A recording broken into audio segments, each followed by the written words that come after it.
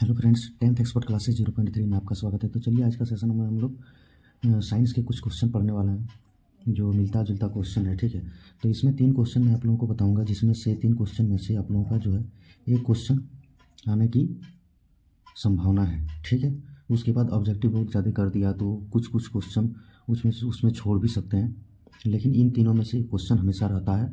तो ये मान के चलिए कि आपका ये 3 in 1 होने वाला है। ठीक है, तो इसमें हम लोग फर्स्ट क्वेश्चन देखते हैं। फर्स्ट क्वेश्चन क्या है इसमें कि इथेनॉल का इथेनोइक अम्ल में परिवर्तन को ऑक्सीकरण अभिक्रिया क्यों कहते हैं।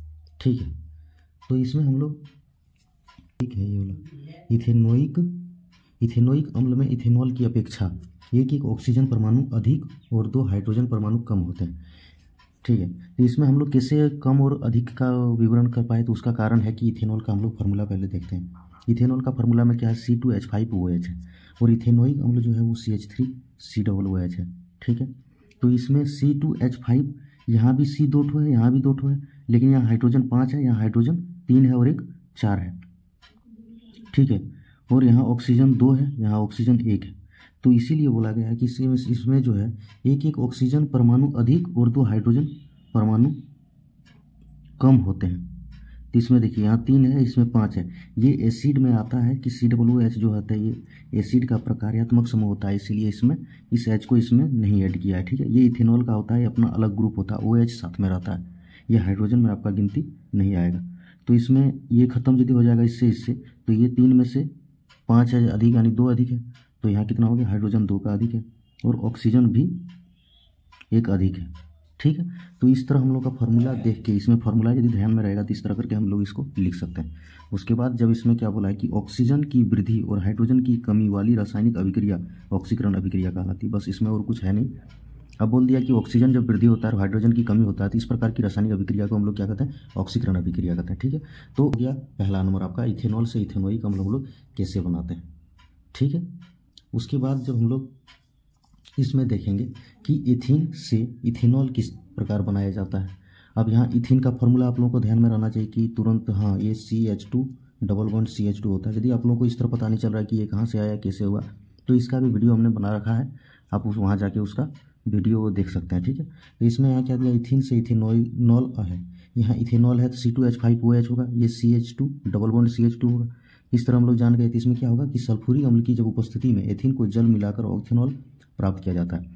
इथिन में हम जल मिलाकर उसे क्या करते हैं, जब हीट करते हैं तो उसको इथेनॉल प्राप्त किया जाता है। कैसे, तो यहाँ देखिए इसको बना दिए कि CH double bond CH2 plus में H2O, जब हाइड्रोजन बोल रहे हैं, जल की उपस्थिति में इसको हम इसका रिएक्शन करते हैं तो ये CH3CH2OH यानी C2H5, इसको हम डायरेक्ट लिख सकते हैं C2H5OH मेरा बन के रेडी होता है। ठीक है, कि उपयुक्त विधि को औद्योगिक विधि भी कहते हैं, में लिखा हुआ था। ठीक है, तो ये इस तरह करके इसको शॉर्ट बना के हम और 3 क्वेश्चन का एक साथ हम इसको आंसर लेके लाए, क्योंकि ताकि आप लोगों को एक जगह मिले और पता चले कि कैसे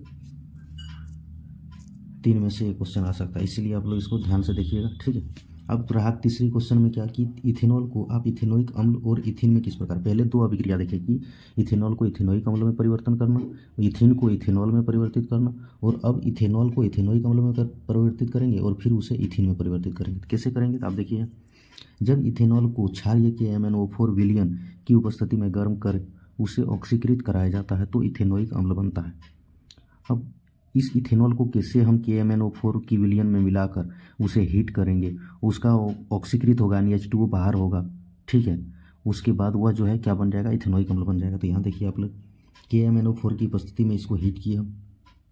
ठीक है, सबसे पहले इथेनॉल का फार्मूला क्या होता है, CH3CH2OH होता है, इसको हम चेन में बना दिए हैं। आप इसको डायरेक्ट C2H5OH भी लिख सकते हैं, ये आपको जोड़ना आना चाहिए। ठीक है, तो ये हो गया इसमें। अब जब इसको हीट किए क्या बन गया, CH3COOH, और ये बन गया आपका इथेनोइक अम्ल। ठीक है, ये इथेनोइक अम्ल बना और जल क्या हुआ, बाहर हो गया। इसका रिएक्शन यदि हम आपको बताने जाएँ तो उसमें आपको ठीक से समझ में नहीं आएगा, क्योंकि इसमें यहाँ से यदि डायरेक्ट इसका रिएक्शन रहता और कुछ दिया हुआ रहता तब आपको हम बताते तो आपको समझ में आता, लेकिन KMnO4 का जो है इसमें आपको जल्दी से समझ में नहीं आएगा। ठीक है, इसीलिए हम इसको नहीं बता रहे। तो आप इतना याद रखिए कि जब हम इथेनॉल में KMnO4 की उपस्थिति में जब KMnO4 की उपस्थिति में हीट करते हैं तो उसे हमको क्या मिलता है, इथेनोइक अम्ल मिलता है। ठीक है, इथेनॉल को एक बार इथेनॉइक अम्ल में परिवर्तित करना, फिर इथेनॉल को इथेन में परिवर्तित करना। ठीक है, तो इथेनॉल को 443 केल्विन ताप पर सांद्र सल्फ्यूरिक अम्ल की उपस्थिति में जब इसे गर्म करते हैं तो जल ऑक्सीकृत होकर इथीन बनता है। ठीक है, देखिए इसमें कुछ तो यहाँ देख लीजिए, आप लोगों का हम सुधार कर दिए। अब देखिए यहाँ इथेनॉल लिखे हैं CH3CH2OH, इसको सल्फ्यूरिक अम्ल की उपस्थिति में 443 केल्विन पर हम हीट किए और इससे हम लोगों को क्या मिला, इथेन मिला। ठीक है, और जल क्या हो गया, यहाँ ऑक्सीकृत हो गया। तो ये हम लोगों का 3 क्वेश्चन था, जिसमें से 3 में से एक आप लोगों का आने का चांस है। आप लोग इसको बढ़िया से तीनों को कर लीजिएगा। ठीक है, उसके बाद अब मिलते हैं हम लोग नेक्स्ट वीडियो में। अभी के लिए इतना ही, थैंक यू।